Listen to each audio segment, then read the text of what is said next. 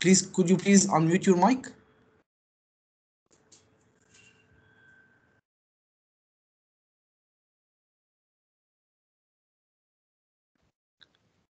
Okay, now, can you hear me now?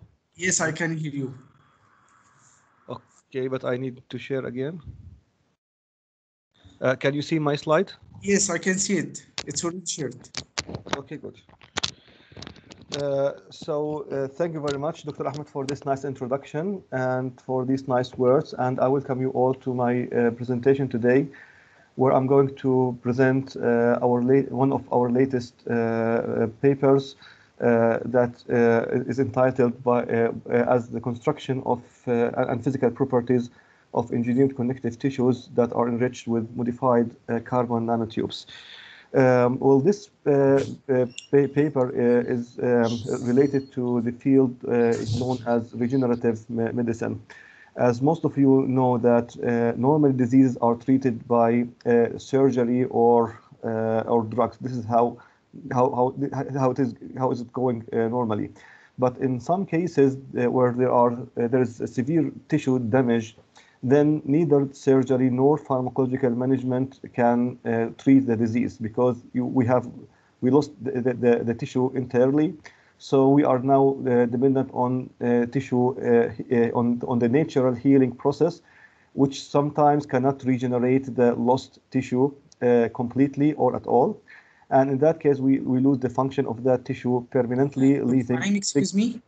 Yeah, I got some messages that your shared slide is not appeared for others. So could you please I will stop share sharing again. and reshare it again? Yes, sure.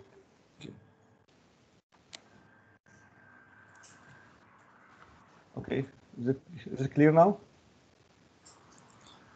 Yes, I know. I see it. Yes. Okay, good.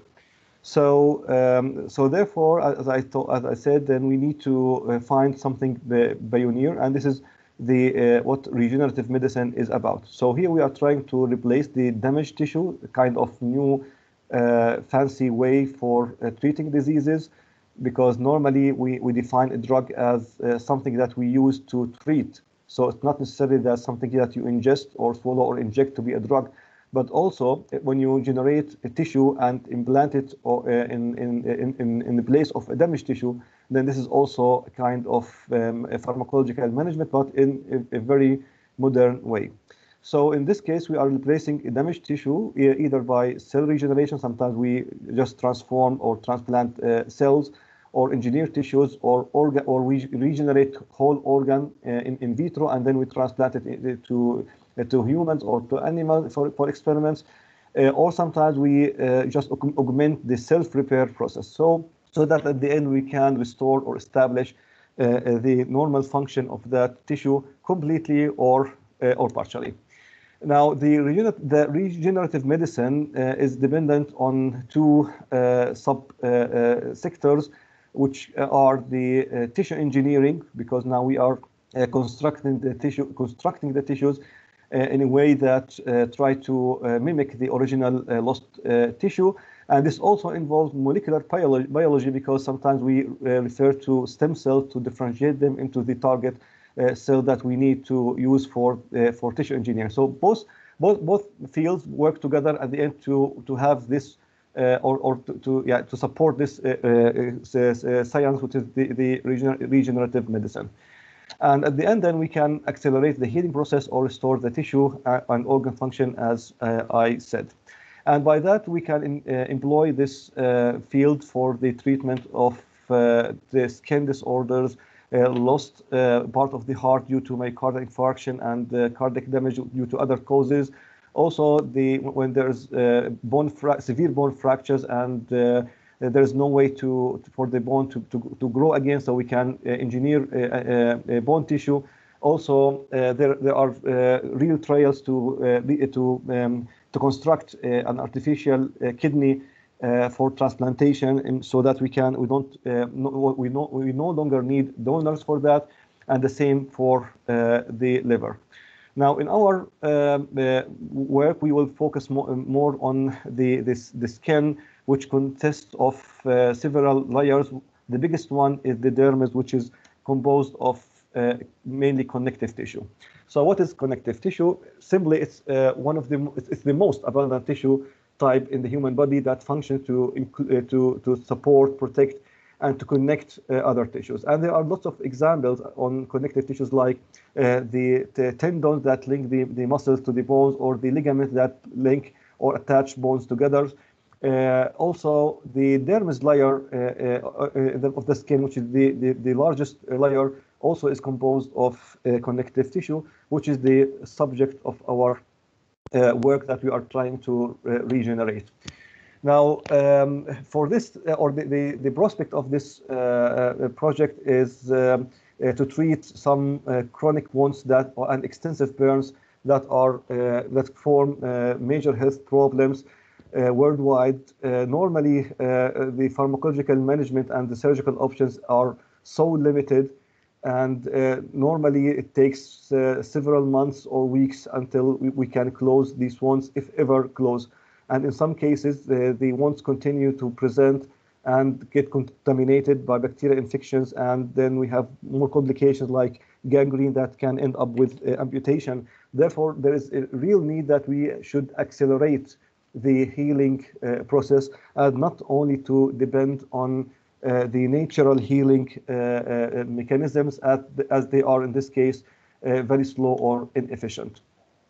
Therefore, during the past few years, there were many real trials to construct artificial skin substitutes that can be transplanted to the damaged region, and some of them really reached the market through some high-tech companies. And one of the most famous products with this regard called Albigraft.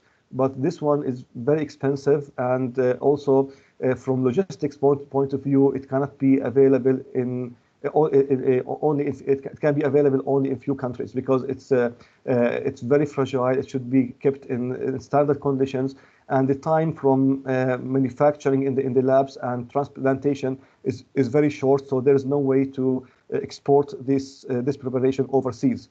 And therefore, there is a need to establish this industry in all over the world, so that we can comply the needs of the society. So the tissue engineering involves several main components. We need cells, because any cell contains cells. We need a scaffold, so that the tissue can grow on this scaffold and form a 3D shape, because this is how tissues are. They are 3D shapes, not only 2D culture. And we need also growth factors to enhance and support the growth of these cells, so that they grow in a good way and form functional tissues.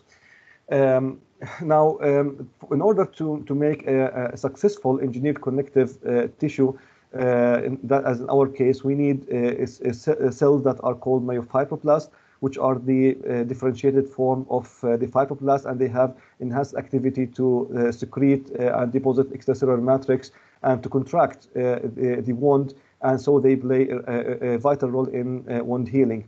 And here we need to include them in our engineered tissues, so that they can also play this role when we implant them. Also, we need to, at the same time, when the myofibroblast contracts the matrix, the collagen matrix, where we normally culture, then the tissue will start to deform and to collapse on itself and form a globe, or something like a ball of tissue, but not a flat tissue that is possible to be transplanted. Therefore, we need the fibroblasts to be there, but we don't want them to contract the matrix, so that the matrix remain extended, remain flat, in the shape that we want.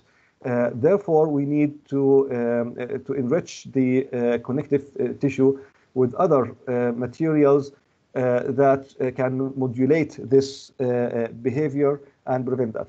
And one of those materials is the carbon nanotubes, which are unique compounds, and now they play a role in different industries, not only in medicine.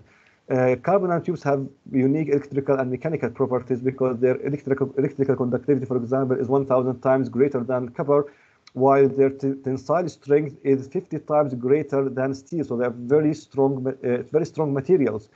And also they have an elastic modulus, which could be between 1 to 1.8 terapascal. Therefore, these physical properties is really wonderful. And if we can add these properties to the engineered tissues, we can improve its quality and its strength and other physical properties that are important for this type of tissue. Now carbon nanotubes are, in fact, sheets of 6-membered carbons that form sheets that called graphene. When these sheets roll over or wrapped over itself, it becomes cylindrical and form these nanotubes. We call them nanotubes because the diameter is in the nanometer scale, while their length is in the micrometer scale. So they look like needles that, or let's say, very tiny needles. However, sometimes we can wrap different layers of graphene over one another, so then we can have what is called multi-wall carbon nanotube. And this is actually what we use in our tissue. Now, this material, you can buy it as a powder, and this powder is very hydrophobic, and in its shape, it cannot be scaffolded in any way. So we need to modify its properties so that we can construct a 3D conformation of it, so that we can allow the cell to grow on. In addition, because they are very hydrophobic, the cells cannot interact with it, and they cannot interact with the biological fluids. So we need to change this hydrophobicity. At the same time, to improve their biocompatibility, because when they are hydrophobic, they can be toxic to the cells. And the solution was to coat these multi-wall carbon nanotubes with a natural polymer called chitosan, which is a kind of sugar or natural sugar that is known to be non-toxic, biocompatible, and it's already in use in the pharmaceutical industry.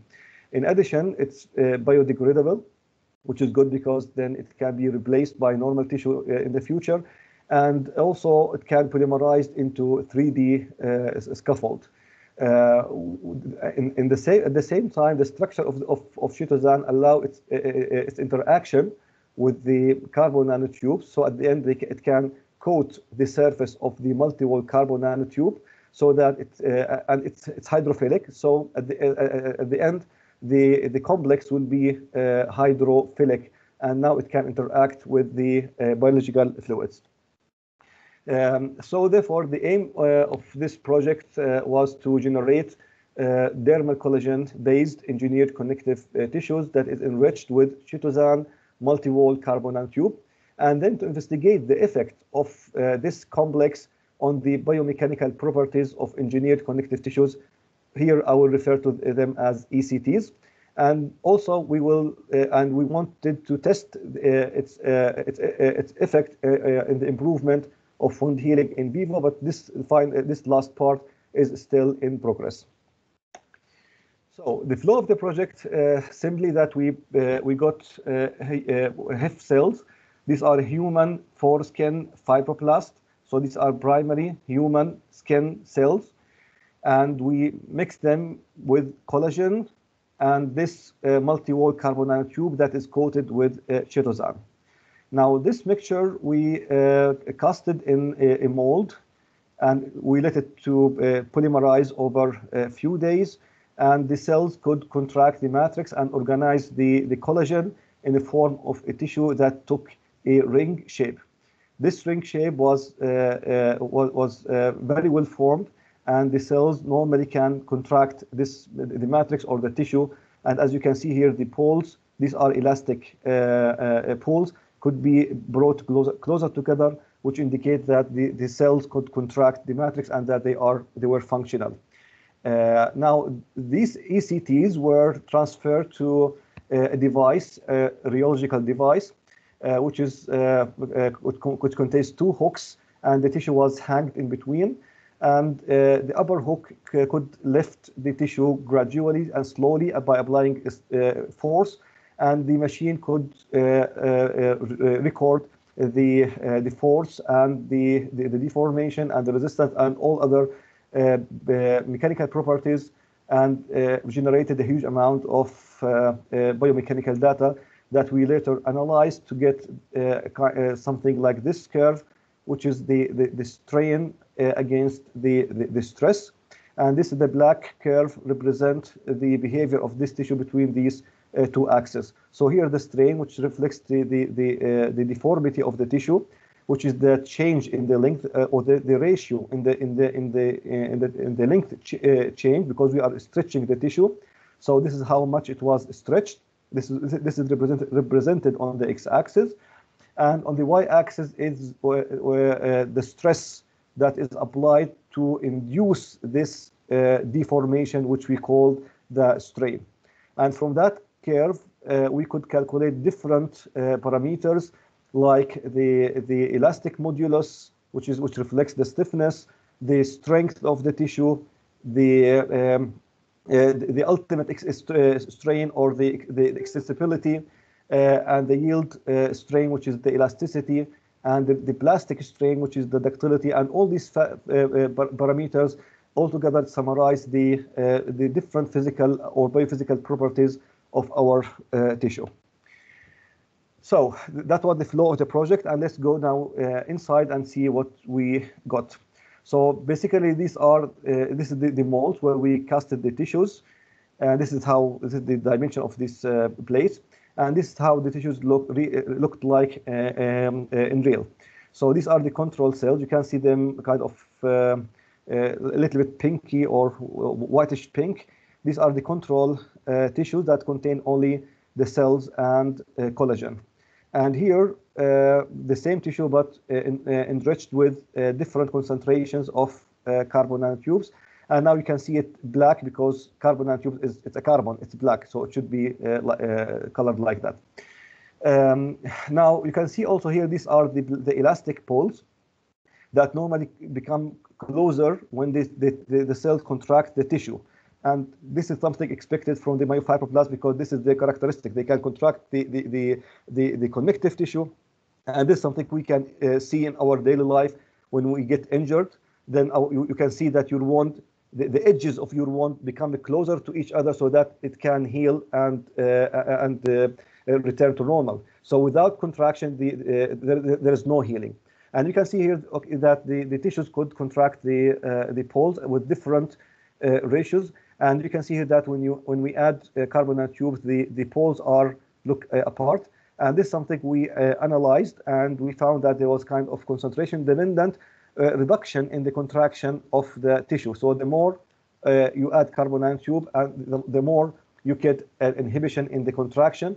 And this is something that we wanted to have, because we wanted to construct a tissue that does not contract, so that it can maintain its shape, because it remains flat, so that we can transplant it as needed.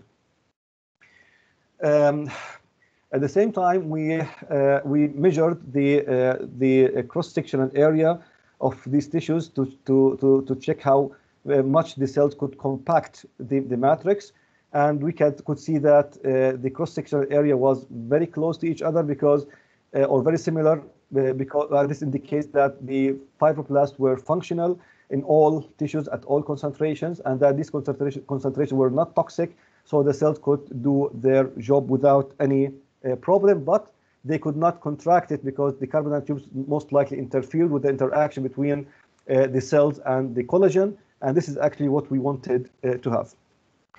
Then we transferred the tissues to the rheometer, which I've just told you about. This is how it looks like in real. So these are the two hooks. This is when we fix the tissue here.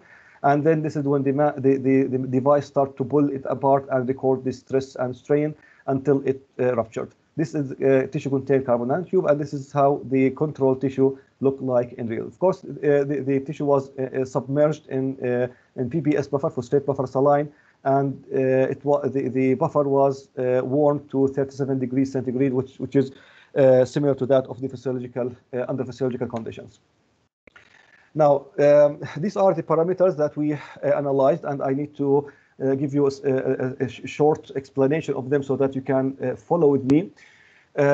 So at the beginning, the black curve represent the points that the device could record, and which we plotted at the end.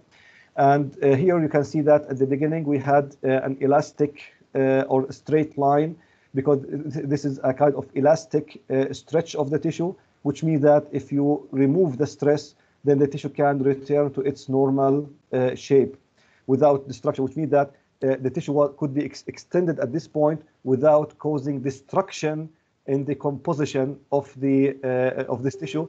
It's the same way as when you stretch a rubber. It can, when you leave it, it can return to its original shape without any problem or any injury.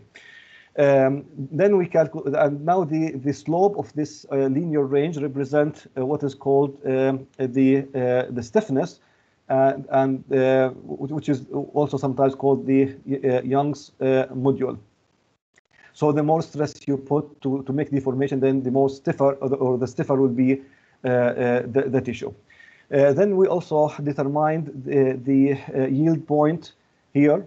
This is the point at which the tissue started to change from the behavior, from the elastic behavior to the plastic behavior, because it's no longer linear. And this point represents the maximum point that the tissue can tolerate while maintaining its integrity, so that it remains elastic. Afterwards, there will be destruction in the collagen filaments, and then this is kind of irreversible damage, and then this cannot be reversible. So this is what we call a plastic extension of the tissue. So here we have the proportional limit, or the real point stress, which is the maximum stress that the tissue can tolerate before it goes into the plastic behavior. And this is along the y-axis, but the same point at the x-axis represent the strain, or the ratio of the stretching that the tissue can tolerate before it moves to the plastic behavior. We have also determined the maximum stress, which represents the strength of the tissue, how much the tissue can endure the stress before it undergoes severe destruction and then rupture or get damaged completely at the end. Then we have here the ultimate strain, which is the extensibility, how much you can extend or stretch the tissue before it ruptures. We have also this point. This is the point that when you stretch it, but still elastic. So we can compare these 2 points together. Also, we calculated the total area under the curve, which represents a mechanical term called toughness. Toughness means the amount of energy that the tissue can absorb before it ruptures, before it gets damaged. We also calculated the resilience, and the resilience means that this is the area under the curve under the elastic region only. So here, the amount of energy that the tissue can absorb without undergoing any damage. Here, when you move to the plastic region, it undergoes damage, but it's still integrated. So you can see the tissue is still, the parts of it is still a ring. So it did not damage it completely. But inside this tissue, the collagen fibers are being destroyed or rubbed permanently, that cannot be repaired or is not reversible. So this is what the difference between the toughness and the resilience. So this is the brief introduction about these terms, which I'm going to use right now. And now I will go through our main part of data.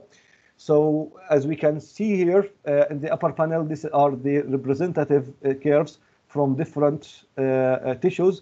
This is how the control tissue looked like. So here, this is the strain. This is how much the ratio of extension, and this is the stress.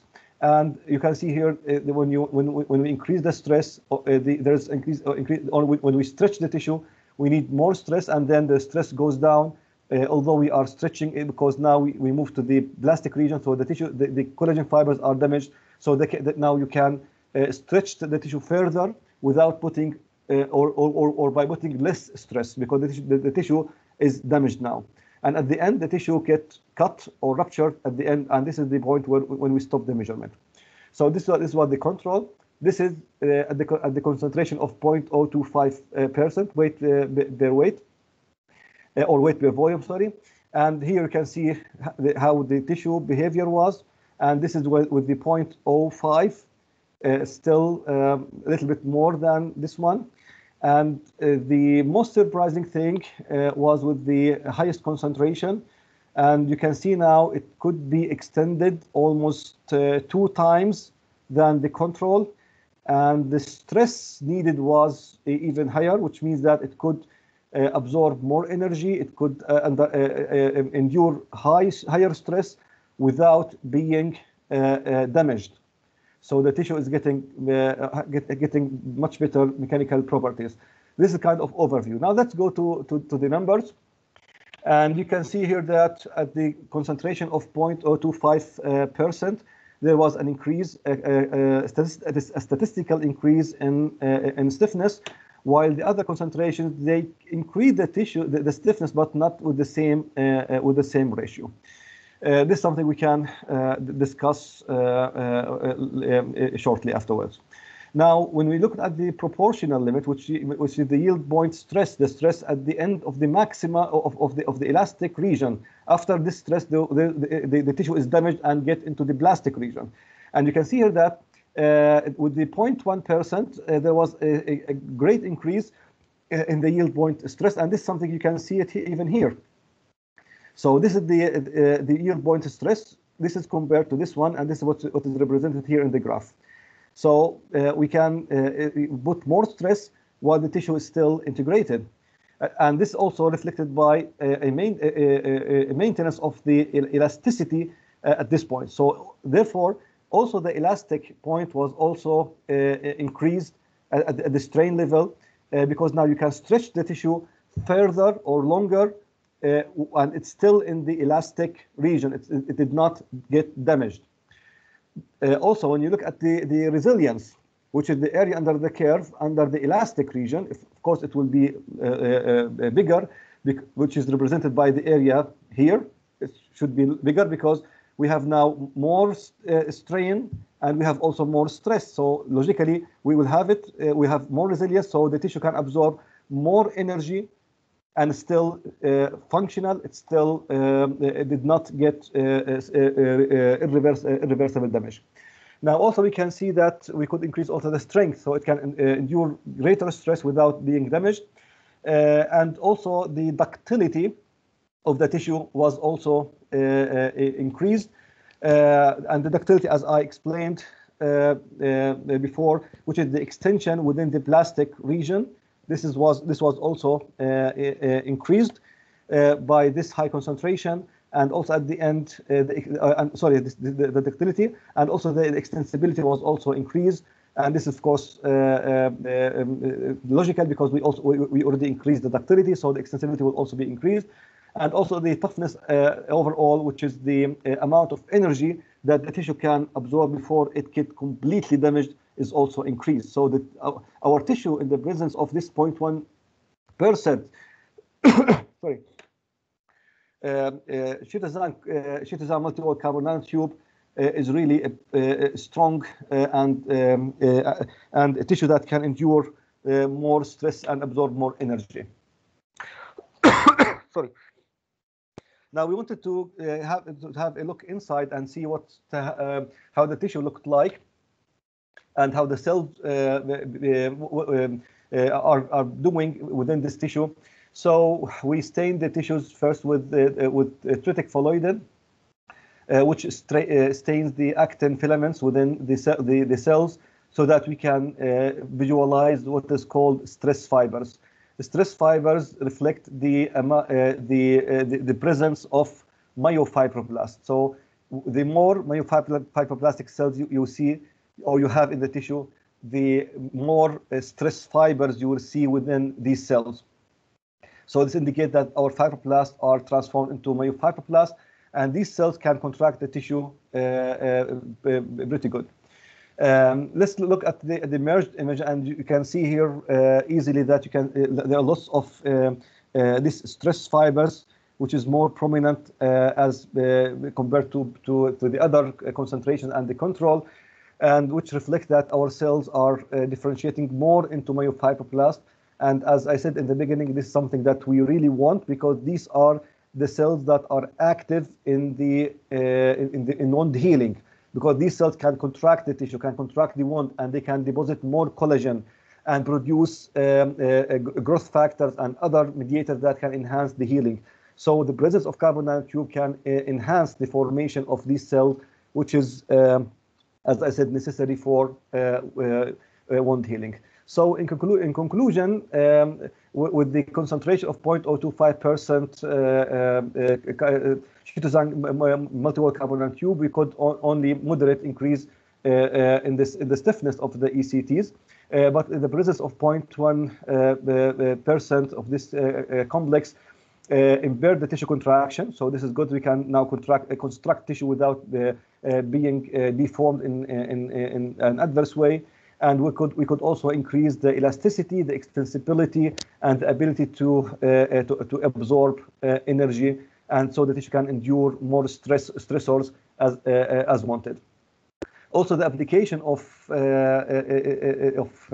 this complex is strongly dependent on the added concentration, and do not simply follow a linear relationship, because you could see that sometimes you can see differences between the low concentration and the high and the highest concentration. Like for example, with the stiffness, with the lowest concentration, we could have more stiffness than with the higher concentration. So not all parameters are going with a linear relationship with the concentration of this complex. So with the incorporation of this concentration of this Chitosan multiwall carbon nanotube in ECTs could favorably improve their biomechanical properties, and this is something that encouraged us to use it for further in vivo application. So up to this point, this was the data that we already published in a journal this year. This journal is the International Journal of Nanomedicine, and the project is going on. And now I'll present you some preliminary data from my students. So now we generated engineered connective tissues, but this time in a disc shape form, because now we don't want to measure the mechanical properties, but to make a tissue batch that can be implanted in a wound. So we generated these tissues, but here we decided to add more free chitosan to the tissue, so that we interrupt the interaction between the fibroblast and the collagen, and we can impair the contraction of the tissue. And you can see here, this is the control tissue. This contains only cells and collagen, and you can see that the tissue is very small. Although it originally was the same size, all these were the same size, but this is very small because the cells contracted the matrix more and more until it become like a small ball, which cannot be, which is useless for as an implant. And then when we added chitosan to these tissues, we impaired the contraction of the tissue, and the most impairment was by the highest concentration, which was 25 microliter of chitosan per tissue. And this is something which we measured, and we can see that there was a concentration-dependent inhibition in the contraction of the tissue by the addition of chitosan. So we took the high concentration of chitosan, and now we added multiwall carbon nanotube, and then we generated this is black tissues which contains carbon nanotube that should be implanted. So, but before we tried on real ones, we wanted to check the reaction of the animal body when we implant this tissue in it, because we are not at that point. We were not sure if this is really compatible with life, if the body can really accept the presence of this material inside. Therefore, we decided to implant these tissues under the skin of a mouse, and this is actually what we did. We anesthetized these mouse with ketamine and xylazine, and made this cut here at the dorsal region. And we put these tissues inside, and then we sutured the skin. And after like 4 weeks, we euthanized the mice, and we extracted the implants and sent them to histology to check the condition of the implant. So, but before I go to these results, I wanted to tell you that the mice were behaving very normal. So there were no infections, there were no signs of inflammation or disease or lethargy or any health issues with these mice. They were completely normal over 4 weeks. And if you see here, when we opened the dorsal region and looked at the tissues were integrated with the skin and the underlying tissue almost completely, and we could see by eyes the formation of new blood vessels around these implants, which is good that the tissues are integrated and the body accepted their presence. When we analyzed these tissues histologically, we could see by microscopically and objectively the formation of new blood vessels at the capsule of the tissue, but not within really the tissue. But the amount of the new blood vessels formed were different according to the different concentration of the carbon nanotube that we included. And this is kind of a rough analysis, but it's not final, for the number of the new blood vessels in the periphery of the implanted tissue. And you can see here that in the control there were only few blood capillaries. With the 0.25%, there were a little bit more, and with the 0.1% concentration, there were even more and more, as you can see here in this image. So we think at this moment that the presence of carbon nanotube not only can enhance the biomechanical properties of the tissues, but also may facilitate the integration of the tissue at the implanted region, and hopefully can also enhance the formation of blood capillaries, which is very important for the implant to survive and remain there and really participate in the healing process, but not to get just absorbed and vanish easily. So this is what I wanted to share with you today, and I would like to thank my group at An-Najah National University in Palestine, and my partner, Dr. Muhyiddin Assali, and the students who worked on this project and are still working until we get it finished, inshallah. And thank you very much for your attention. Any questions? Thank you, Dr. Naim, for the nice presentation. And now we open discussion. So for the audience, I allowed you to unmute your mic. So just raise your hand if you'd like to, if you have a question about the lecture. Anyone is interested to ask?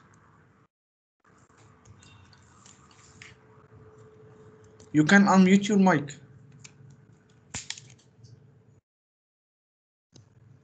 So, Dr. Naim, I have one question for you. How this technology does work with diabetic people? So, have you tried with, you know that diabetic people maybe have severe wonder, but like actually, this is a good question, and this is one of our targets. Of course, moving or testing such things in people directly is not allowed, because it's related to kind of ethical and technical problem. But at the end, but at the beginning, we need to try it on animals. And actually, this is what one of my students is now doing. She's now generating a mouse model of diabetic mouse, so that we can construct and implant these tissues in a wound model in these animals, and then check if we can really have a treatment for the diabetic foot, because this is really one of the biggest challenges in the health sciences, and particularly regarding the healing issues. And I would like to mention that normally in diabetic patients, the cells in the diabetic wound are poor in healing, and they don't differentiate into myofibroblast, and this is one of the reasons for the failure of the healing. And as I showed in our data, that the presence of carbon nanotube can enhance the for the differentiation of cells into myofibroblasts. So we hope that by including these carbon nanotubes, we can encourage more fibroblasts to get into or to become myofibroblasts so that they can participate in the healing process. Okay, sounds good. Thank you for answering the question. Thank you too. في حد يا جماعة عنده أي سؤال ممكن يسأله حتى لو بالعربي مفيش مشكلة، يعني الدسكشن ممكن يكون بالعربي أو إنجلش، يعني زي ما أنتوا حابين يعني. ممكن تعمل unmute. في واحد بيسأل what is the aims of this technology in general? Okay, the aim in general is to generate connective tissues with certain mechanical properties that can withstand the stressors that these tissues normally face. As I showed in the beginning, connective tissues are or form the thickest part of our skin. So our skin can tolerate the stress and the injuries and the trauma just because we have dermis layer, which is actually a connective tissue. So if you want to engineer an artificial dermis layer, you need to have it strong enough to withstand the stressors. So therefore, the incorporation of carbon nanotubes can really enhance this thing, and we can form or generate tissues that can be implanted. In addition, if you look at the tendons and ligaments, these kind of ropes that tight or link the muscles with the bones, they undergo great stress during their work. And if you engineer just a tissue in the lab that contains only collagen and cells, normally it will not be as strong as the endogenous or the real or natural tendons or ligaments. It will be much weaker, and then when you implant it, it can be easily get ruptured and damaged by minor stressors. So therefore, we are trying to enhance this thing. So we wanted to engineer connective tissue that are really strong and can endure these stressors. Okay, thank you, Dr. Naim, for answering the question. Any more question? Anyone would like to ask any question?